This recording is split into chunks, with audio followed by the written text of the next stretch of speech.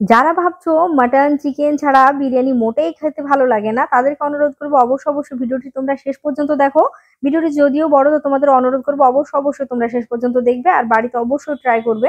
হ্যাঁ, দেখতে পাচ্ছ এখানে প্রথমে যখন এঁচড় দেখেছি, তার মানে এটা এঁচড় দিয়েই করেছে। আর তোমাদের আশা করি আর নতুন করে বোঝাতে হবে না। তার জন্য দেখো এখানে আমি আমার মাসির শাশুড়ি বাড়ি গেছিলাম, আর সেখান থেকে কিন্তু বেশ কিছুটা এঁচড় পেরে নিয়েছি। আর এখানে দেখো দাদা গাছে উঠে গেছে। বেশ কিছুটা কিন্তু আমরা এঁচড় নিয়ে এসেছি, অনেক কটা রেসিপি তোমাদের সাথে দেখাবো। অবশ্যই তোমরা আমার সঙ্গে থাকো। কিন্তু এখানে দেখে নাও দিদিভাই বেশ এঁচড় গুলো কুড়িয়ে নিয়ে গিয়ে রাখছে, আর আমি পেছনে ক্যামেরার মধ্যে রয়েছি। যাই হোক, আমি এঁচড় গুলো বেশ কয়েকটা কেটে নিচ্ছি, দাদাভাই পেরে দিচ্ছে আর কি। যেগুলো নিয়ে আমি বাড়ি চলে আসবো।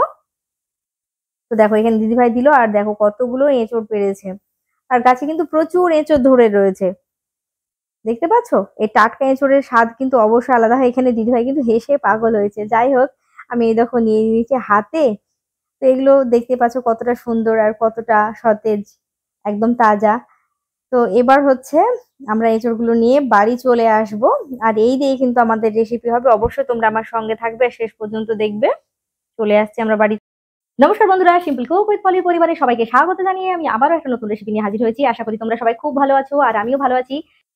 তো কথা না বাড়িয়ে চলো ঝটপট শুরু করে দিই আজকের রেসিপি।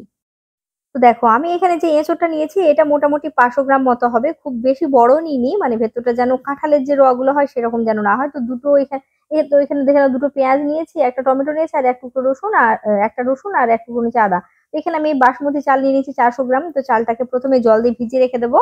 মোটামুটি 1 ঘন্টার মতো ভিজিয়ে রাখলেই হয়ে যাবে। তো আমি অনেকক্ষণ সময় নিয়ে ভিজিয়ে রেখেছিলাম। তো এখানে বলি যে অনেকে এঁচোড় কাটতে পছন্দ করে না, তাদেরকে বলবো এবার 4 টুকরো করে নিয়ে এখানে জল দিয়ে ভালো করে ধুয়ে নেবে, তাহলে হাতে যে আঠাগুলো লেগে যায় সেটা লাগবে না। আর এই দেখো আমি কিভাবে এঁচড়গুলো কাটলাম, দেখতে পাচ্ছো। একটু বেশ বড় বড় করে করব, যেমন ধরো মানে বিরিয়ানির ক্ষেত্রে চিকেন বা মাটন একটু বড় দেওয়া হয়, ঠিক সেভাবে। তো এখানে ধরো আমি আগে থেকে ভালো করে জল দিয়ে কিছুক্ষণ ভিজিয়ে রাখার পর ধুয়ে নিয়েছিলাম। তারপরে হচ্ছে একটা প্রেসার কুকারের মাধ্যমে আমি এখানে দিয়ে দিলাম এটা আমি সিটি মেরে নেবো, মানে যেন তাড়াতাড়ি হয়ে যায় সেই কারণে। তো একটু লবণ আর একটু হলুদ দিলাম, তারপর এটাকে একটা সিটি দিয়ে নিয়ে এটাকে জলটাকে ঝরিয়ে নেবো। তো দেখো কত সুন্দরভাবে নরম হয়ে গেছে, দেখে নিশ্চয়ই বুঝতে পারছো। এবার হচ্ছে এটাকে ম্যারিনেট করে নেবো। আমি যে আদা রসুনটা দিয়েছিলাম সেটা দিয়ে ম্যারিনেট করবো। তো এখানে দিয়ে দিলাম বিরিয়ানির মশলা। আর এখানে দেখো আমি হাফ মানে অর্ধেকটা দিয়ে দিচ্ছে আদা রসুনের যে পেস্টটা, সেটা দিয়ে খুব ভালো করে আঙুল দিয়ে ঘষে ঘষে দিয়ে নিতে হবে। মানে মশলাগুলো যেন খুব ভালো করে এঁচোড়ের সাথে লেগে যায়। তো এখানে আবার একটুখানি আমি লঙ্কা দেবো, লঙ্কাটা দিতে ভুলে গেছিলাম। যাই হোক, তো এখানে দেখো তোমাদের চালটা দেখিয়ে দিই। এখন লঙ্কাটা দিইনি, ভালো করে দিয়ে এটা ঢেকে রেখে দিলাম। আর এইদিকে দেখো আমি চালটা ভালো করে ভিজিয়ে নিয়েছি, আর এখানে পেঁয়াজটা কাটা হয়ে গেছে। আর আমি ভাবলাম আলু দেবো না বিরিয়ানি, তাই কি হয়, তাই জন্য আমি 3টে আলু নিয়ে নিয়েছি। আর আলুটাকে ভালো করে এবার মাখিয়ে নেবো। তার মধ্যে কি দেবো, সামান্য একটু হলুদ গুঁড়ো, আর দেবো সামান্য একটুখানি লবণ। খুব ভালো করে এটাকে মাখিয়ে নেবো। আমি এখানে কিন্তু কোনো রকম ফুড কালার ইউজ করবো না। তো এখানে লঙ্কা গুঁড়ো দিলাম, তাহলে কালারটা খুব ভালো আসবে। তো ভালো করে হাত দিয়ে একটু চেপে চেপে এভাবে মাখিয়ে নিতে হবে। তাতে কি হবে, ভেতরে লবণটা খুঁজে যাবে। আর হ্যাঁ, আলুটা যখন আমি সেদ্ধ করছিলাম না, তখন কিন্তু আমি লবণ ব্যবহার করেছিলাম হাফ চামচ। তাতে কি হবে বলো তো, লবণগুলো আলুর ভেতরে যাবে আর খেতে কিন্তু অনেকটা বেশি ভালো লাগবে। তো চলো, এখানে কাজ সারা হয়ে গেছে। আর এদিকে জল বসিয়ে দিয়েছি আগে থেকে, জলটা অনেকটা গরম হয়ে গেছে। তো লবঙ্গ এলাচ দারুচিনি দিলাম, আর এখানে 1 চামচ লবণ দিয়ে হচ্ছে এবার চালটাকে সেদ্ধ করে নেবো। তো জলটা ভালোভাবে ফুটে উঠছে দেখতে পাচ্ছ। তো এই পর্যায়ে আমি দিলাম সামান্য সামরিচ আর গোলমরিচ, জিরে আর গোলমরিচ। তো যদি হাতের কাছে তোমাদের না থাকে তাহলে কোনো অসুবিধা নেই, তোমরা দেবে না। একটা তেজপাতা দিলাম। এবার চালটা দিয়ে খুব ভালো করে এটাকে নেড়ে নেবো। যেহেতু চালটা আমার অনেকটা পুরনো ছিল, তাই জন্য সময় একটু বেশি লেগেছিল। তবে চালটা সেদ্ধ করবে প্রায় 80% মতো। তারপরে কিন্তু এটাকে নামিয়ে নেবে। দেখতেই পাচ্ছ খুব ভালোভাবে এটা সেদ্ধ হয়ে গেছে। এবার হচ্ছে এটাকে জল ঝরিয়ে নেব। এবার চলে যাব জল ঝরিয়ে নেওয়ার পর রান্নাতে। তো এখানে আমি বেশ কিছুটা পরিমাণ প্রায় 40 থেকে 45 গ্রাম মতো দিয়ে দিলাম আমি সাদা তেল বা রিফাইন অয়েল। এবার হচ্ছে প্রথমে পেঁয়াজটাকে বেরেস্তা তৈরি করে নেবো। তবে সব পেঁয়াজটা দিচ্ছি না, 4 ভাগে 3 ভাগ দিলাম আর 1 ভাগটা রেখে দিচ্ছি। এবার পেঁয়াজটাকে খুব ভালো করে গ্যাসের ফ্লেমটা মিডিয়াম টু হাই রেখে এটাকে বেরেস্তা করে নেবো। তো দেখো এখানে বেরেস্তা হয়ে গেছে। বেরেস্তাটা তুলে রেখে দিচ্ছি। চাইলে কিন্তু তোমরা টিস্যু পেপারে ছড়িয়ে রাখতে পারো, আবার এমনিও রাখতে পারো, কোনো অসুবিধা নেই। এবার হচ্ছে একটুখানি এভাবে ছড়িয়ে ছড়িয়ে দেবে, তাহলে পরে বেশ ঝরঝরে হয়ে থাকবে। তো এইখানে বাকি তেলের মধ্যে দিয়ে দেবো এবার এঁচড়গুলো। এঁচড়গুলো অল্প অল্প করে আমি ভেজে নিচ্ছি, আমি 2 বারে ভেজে নিচ্ছি। চাইলে তোমরা একবারে ভেজে নিতে পারো। তো এখানে বেশ চিকেন যেমন আমরা করে থাকি ঠিক সেইভাবেই কিন্তু প্রসেসগুলো একটু ফলো করলেই খুব ভালো এটা টেস্ট আসবে।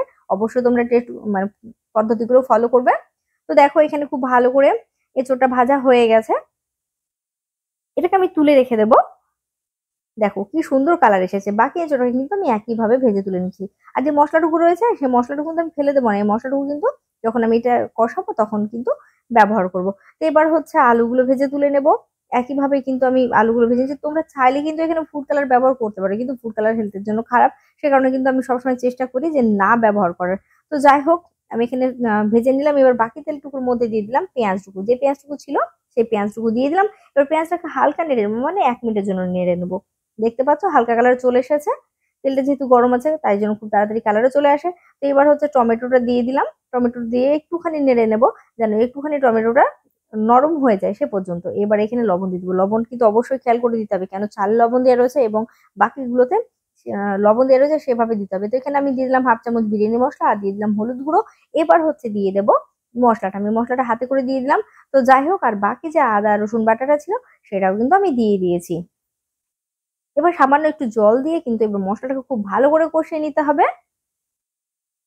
মশলাটা তেল ছাড়া পর্যন্ত কিন্তু ভালো করে কষিয়ে নিতে হবে। দেখতে পাচ্ছ আমি কিভাবে কষিয়ে নিচ্ছে।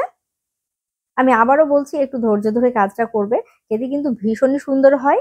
আর এই দেখো আমি এখানে আর একটু জল দিয়ে দিলাম, যেহেতু মশলাটা একটু মানে শুকনো শুকনো হয়ে গেছিল, মশলাটা ভালো করে কষে নিতে হবে। তো এইদিকে দেখো আমি এখানে বাড়ির বসানো দই নিয়ে নিয়েছি। দইটা নিচ্ছি আমি এখানে 3 চামচ। তো অবশ্যই টক দই ব্যবহার করতে হবে। এবারে হচ্ছে এটাকে খুব ভালো করে ফেটিয়ে নিতে হবে, না ফেটে কিন্তু ব্যবহার করবে না। তো দেখো এদিকে কিন্তু ততক্ষণে মশলাটা আমার কষানো হয়ে গেছে, মানে তেল ছেড়ে গেছে, দেখতে পাচ্ছ।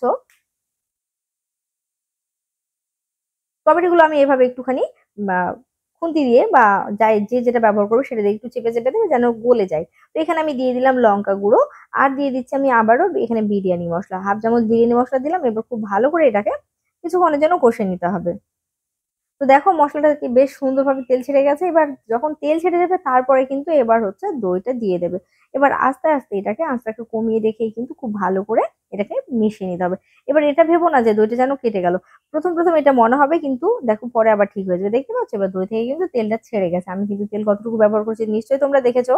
তো অবশ্যই তোমরা কম বেশি করতে পারো, কিন্তু সবসময় চেষ্টা করি বাড়ির রান্নাতে মোটামুটি করে সবকিছু ঠিকঠাক দেওয়ার জন্য। তো এই পর্যায়ে যখন দই থেকে তেল ছেড়ে যাবে তখন দিয়ে দেবে এঁচড়গুলো। এঁচড়টা দেওয়ার পরে কিন্তু আমি 1 মিনিটের জন্য কষিয়ে নেব।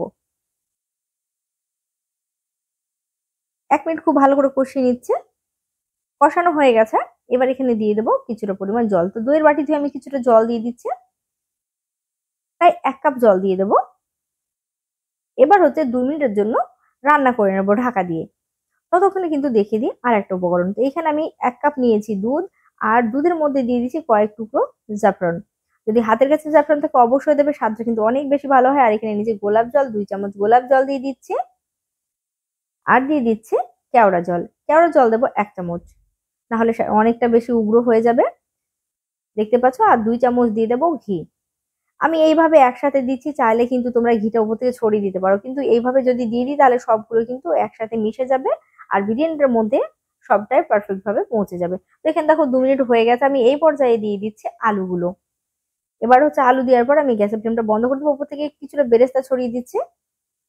এবার কাজ শেষ হয়ে গেল কষান টষান। এবার হচ্ছে রাইসটা দিয়ে দেবো। রাইসটা দেওয়ার পর কিন্তু এবার দমে দিয়ে দেবো। রাইসটা সবটা দিয়ে দিচ্ছি। এবার ওপর থেকে ছড়িয়ে দিচ্ছি বেশ কিছুটা পরিমাণ, মানে প্রায় 1 চামচ মতো বিরিয়ানি মশলা। এটা কিন্তু আমার রেডিমেড বিরিয়ানি মশলা, দেখতে পাচ্ছ হাতের কাছে অল্পটা ছিল ছড়িয়ে দিয়েছি। যাই হোক 1 চামচ দিয়েছি। আর উপর থেকে বেরেস্তা ছড়িয়ে দেওয়ার পর আমি আবারও দিয়ে দিলাম যে মিশ্রণটা তোমাদের দেখেছিলাম দুধ দিয়ে তৈরি করা, কেওড়া জল দিয়ে, কেওড়া জল গোলাপ জল দিয়ে সবটা দিয়ে দিলাম। এবার হচ্ছে দিয়ে দেবো মিঠা আতর। মিঠা আতর কয়েক ফোঁটা দেবে। এবার যারা বেশি একটু সেন্ট পছন্দ করে তারা একটু বেশি দিতে পারো। এবার হচ্ছে থালা চাপা দিয়ে খুব ভালো করে দেখবে যেন বাষ্প না বেরিয়ে যায়।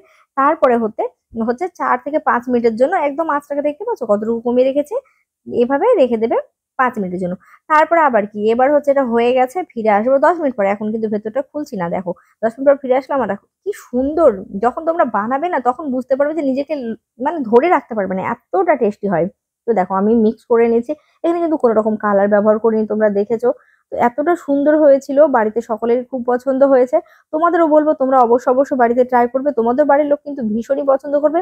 এটা কিন্তু কোনো রকম চিকেন বা এক্সট্রা কোনো কিছু নেওয়ার প্রয়োজন নেই। এটা দিয়ে কিন্তু খুব সুন্দরভাবে আরাম করে খাওয়া যায়। আর এতটা টেস্টি, না খেলে কিন্তু তোমরা বুঝতে পারবে না। দেখতে পাচ্ছ এখন কত সুন্দরভাবে। কেমন লাগলো বন্ধুরা তোমাদের আজকের রেসিপি অবশ্যই কমেন্ট করে জানাবে। আর যারা নতুন বন্ধু রয়েছে তাদেরকে অনুরোধ করবো প্লিজ তোমরা চ্যানেলটি সাবস্ক্রাইব করে পাশে থাকা বেল আইকনটি প্রেস করে নেবে। আমি নতুন ভিডিও দিলে খুব সহজেই তোমাদের কাছে পৌঁছে যাবে। আমি বলি আজকের মতো এখানেই বিদায় নিচ্ছি। সবাই ভালো থাকবে, সুস্থ থাকবে। দেখাবো অন্য একটা রেসিপিতে। নমস্কার।